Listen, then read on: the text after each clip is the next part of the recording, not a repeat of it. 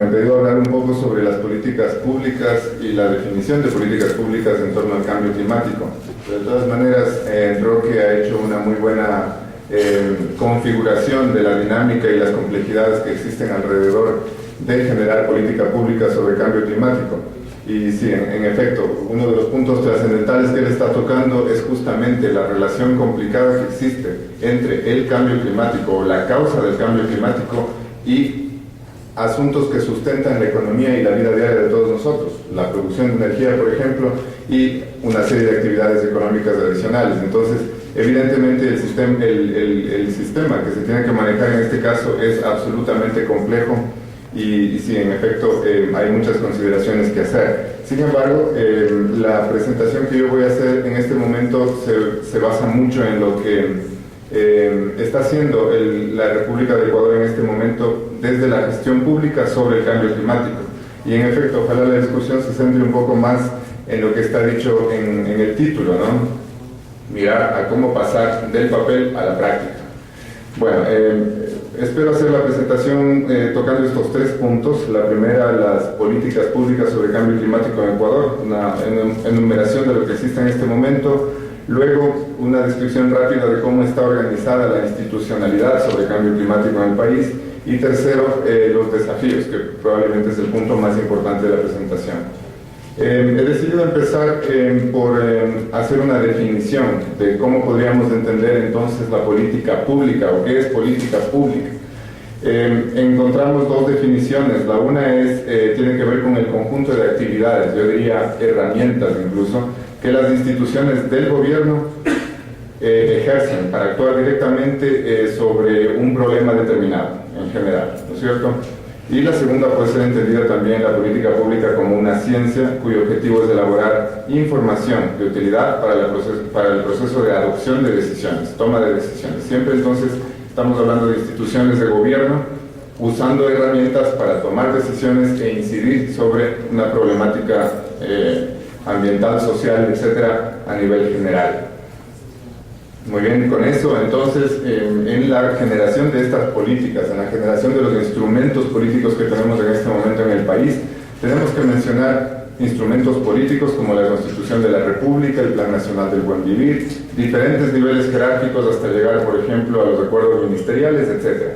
Entonces, lo que voy a hacer a continuación es mencionar algunos de los elementos y referencias específicas que se hacen en esos instrumentos en este momento sobre cambio climático o con alguna relación al cambio climático.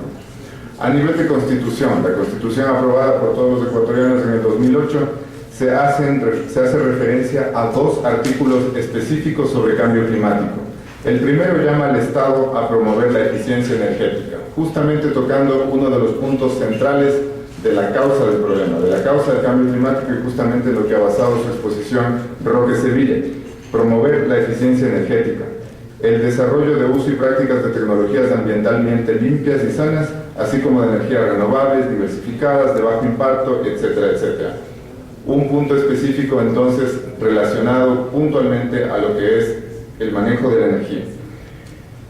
El segundo es el artículo 414, que en este caso habla de reducir emisiones, de buscar reducir emisiones de gases de efecto invernadero, es decir, buscar medidas adecuadas y transversales para la mitigación del cambio climático, mediante la limitación de las emisiones de gases de efecto invernadero, limitación de la deforestación y de la contaminación atmosférica en general. Llama un poco la atención que a nivel de la Constitución se haga una referencia específica solamente a la necesidad de reducir emisiones. Sin embargo, recuerden, esto fue hecho en el año 2008, el tema es relativamente nuevo en el país. Y por ejemplo, una vez revisada toda la problemática del cambio climático a nivel nacional, resulta probablemente mucho más importante trabajar en la adaptación al cambio climático y no en la mitigación. Además, recordando que nuestra contribución en emisiones a nivel global es ínfima, es de alrededor del 0.06% de las emisiones globales. Sin embargo, eso no significa, por supuesto, que no se tenga que trabajar en el tema, pero la adaptación es un tema importante. Luego, otro instrumento de política en este caso es el Plan Nacional del Buen Vivir, y ahí, como la mayoría de ustedes debe saber, el objetivo número 4 es el que da pie específicamente a todos los temas ambientales en el Plan Nacional del Buen Vivir. Y dentro de esos objetivos del Plan Nacional del Buen Vivir tenemos políticas específicas. Una de ellas, la política 4.5, habla específicamente de fomentar la adaptación y mitigación a la variabilidad climática con énfasis en el proceso de cambio climático. A continuación, un instrumento que sigue en jerarquía, si ustedes quieren, son las políticas sectoriales, las políticas públicas por sector. Entonces, como se genera en este momento el uso de la política pública en el país, como ustedes saben, todos tomamos como referencia el Plan Nacional para el Buen Vivir, en donde se dictan las políticas generales, y a partir de eso, cada institución, cada sector tiene que definir sus políticas específicas del sector.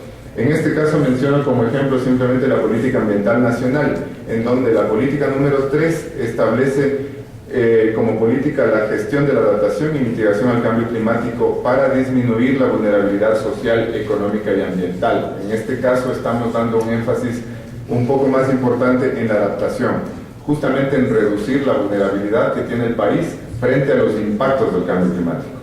En este caso, las políticas ambientales actuales tienen estrategias específicas, así que en el caso de la política que tiene que ver con cambio climático se han establecido 3 estrategias. La una que se refiere específicamente a temas de reducir emisiones, la otra referente a reducir vulnerabilidad o a adaptarnos, y una tercera que tiene que ver con el manejo de la gestión de riesgos.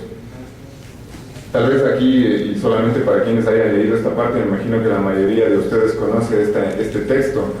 Es un poco confusa la forma en la que se redactó en su momento, especialmente las estrategias de la política, porque si ustedes miran la estrategia que está a su lado izquierdo, dice mitigar los impactos del cambio climático. Mitigar los impactos del cambio climático. Normalmente nosotros usamos el término mitigación para referirnos a las acciones que reducen emisiones. Reducen emisiones, es decir, afectan a la causa del problema, no reducen vulnerabilidad, que es adaptación, y es a lo que se refiere esa política de ahí. En todo caso, la estrategia en este caso que tiene que ver con reducción de emisiones es mucho más clara y esperamos que ayude a clarificar un poco el asunto y a no generar esa confusión. Sin embargo, la política ambiental nacional de este momento no es la única que tiene referencias a temas de cambio climático.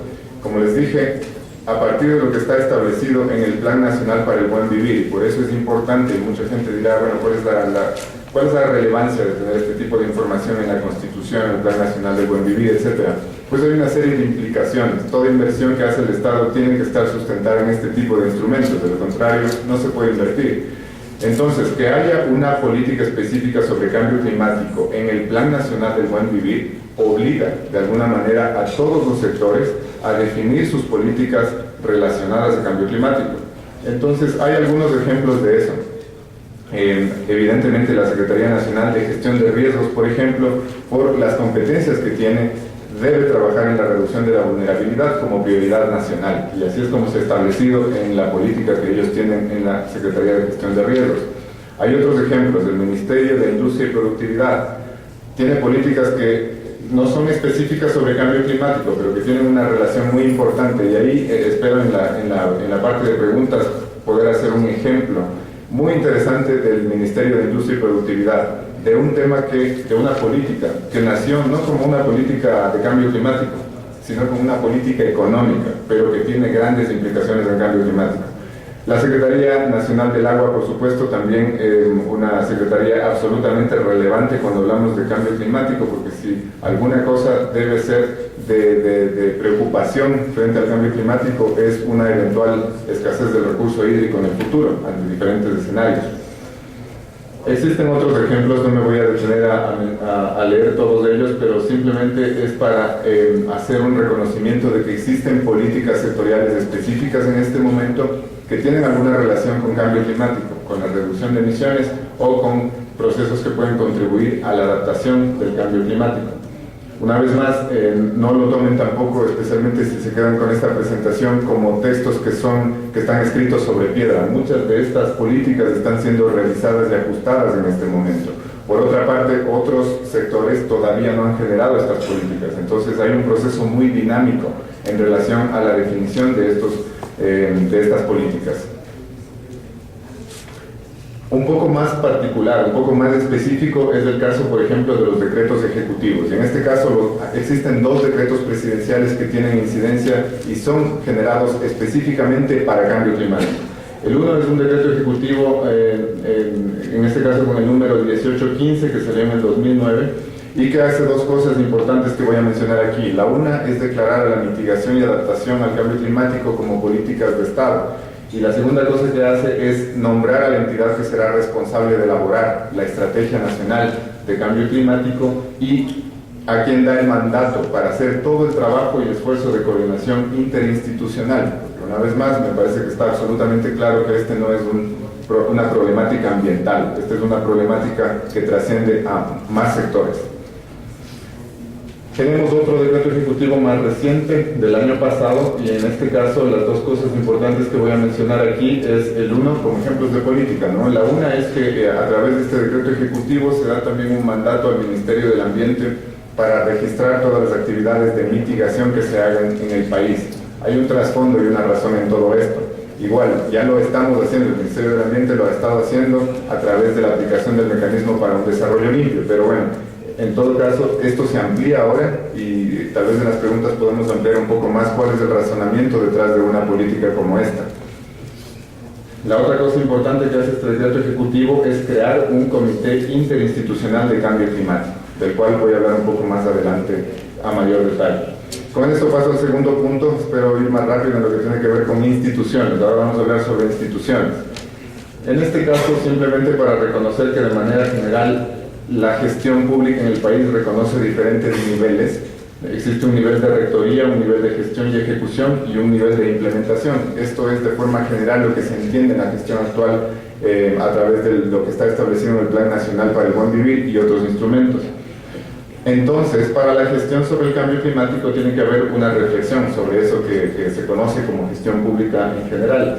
Así, por ejemplo, el Comité Interinstitucional de Cambio Climático es un nivel político de alto nivel para precisamente articular y tomar decisiones intersectoriales sobre cambio climático. Existe un nivel de gestión que está más atribuido hacia las carteras de Estado, hacia los sectores, y finalmente un nivel de implementación, en donde otros actores como los gobiernos autónomos descentralizados son los que tienen el papel protagónico. En todo caso, existe en todo esto de una manera transversal o debe existir el involucramiento de varios actores, incluyendo la sociedad civil. Este es un gráfico que es una propuesta de cómo está previsto entonces que este Comité Interinstitucional de Cambio Climático en el país opere. Como les he dicho, el comité es una institución de alto nivel político y lo que está previsto en este caso es tener una secretaría técnica, que en este caso lo está cumpliendo la Subsecretaría de Cambio Climático, Secretaría Técnica del Comité. Lo que está previsto es que este comité, ya les voy a mencionar de quién está conformado este comité conforme grupos específicos de trabajo. ¿Cuál es la idea de generar grupos específicos? Abordar temas específicos en relación al cambio climático. El cambio climático es un tema demasiado amplio y diverso. Entonces es necesario para el día a día en la gestión generar grupos específicos de trabajo.